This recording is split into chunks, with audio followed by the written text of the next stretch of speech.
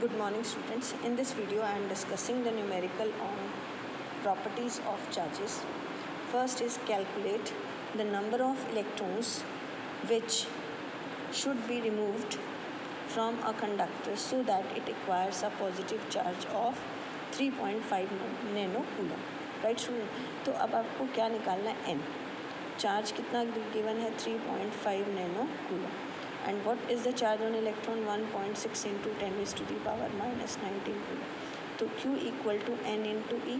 This is 3.5 into 10 raised to the power minus 9. And we want to calculate, this is 1.6 into 10 raised to the power minus 19. तो यहाँ से आप N calculate करोगे 3.5 into 10 raised to the power minus 9, 1.6 into 10 to the power minus 19. This get cancel out. This is 2 point something into 10 to the power 10. Right? It comes out to be 2.18. तो n कितना आ गया? Number of electron 2.18 into 10 raised to the power 10 number of electrons. Now the next is how much positive and negative charges is there in a cup of water. This is NCERT example. You can see it from the NCERT also. NCERT example. How much positive and negative charge is there in a cup of water. तो अब हम यहाँ मान के चलेंगे let the mass of water in a cup is 250 gram. Right, तो अब water का मॉलिक्यूलर मास अगर हम कैलकुलेट करें, this is 2 into 1 plus 16, this is equal to 18 gram. Right, now in 18 gram we have to calculate how many number of atoms molecules, how number water molecules are there. तो हम ये कहते हैं 18 gram, in 18 gram the number of water molecules are 6.023 into 10 raised to the power 23. तो 1 ग्राम में कितने हो जाएंगे? 6.023 into 10 raised to the power 23 divide by 18. 250 ग्राम में 6.023 into 10 raised to the power 23 divide by 18 into 250. ये आपके आ गए. राइट, अब ये आपके पास आ गए the number of molecules present in this. अब in each atom what is the positive charge and what is the, this is n. In each atom these are the number of atoms, number of molecules, total number of molecules. In each molecule the number of protons are 2H plus oxygen के कितने हो गए? 16. This is 2 into 1 plus 16, that is equal to 18.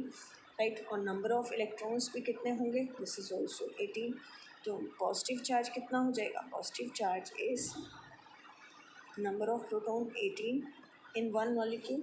Number of molecules are 6.023 into 10 raised to the power 23 into 250 divided by 18 into 1.6 into 10 raised to the power minus 19 coulomb. तो जब आप इसे solve करोगे it is 1.338 into 10 raised to the power 7 coulomb. तो अगर positive charge इतना है तो नेगेटिव चार्ज भी क्या रहेगा? Same, because atom is neutral. Negative charge is 1.338 into 10 raised to the power 7 coulomb. Is it clear?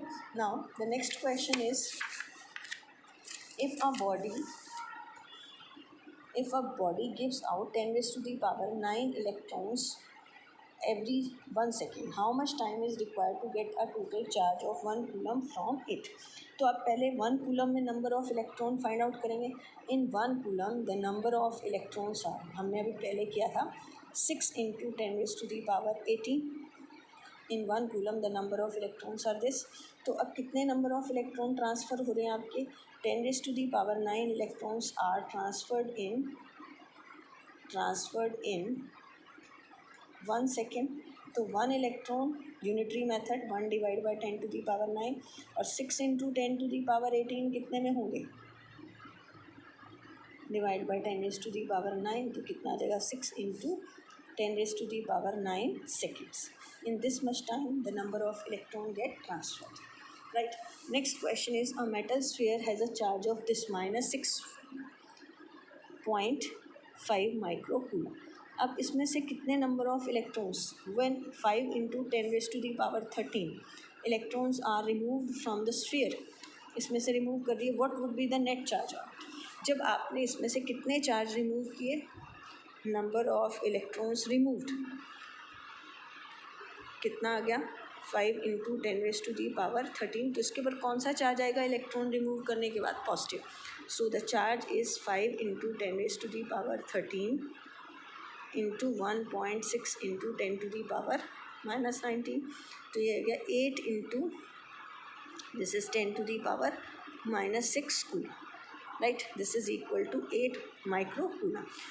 Already ये आपका किसकी वजह से आया? Due to the removal of electron. Already charge on body is -6.5 micro coulomb given. अब total charge कितना होगा? That is the algebraic sum, -6.5 micro coulomb plus 8 micro coulomb, तो ये आपके पास कितना आ जाएगा? +1.5 micro coulomb. Is it clear, students? So these are the few questions related to the properties of charge. Thank you.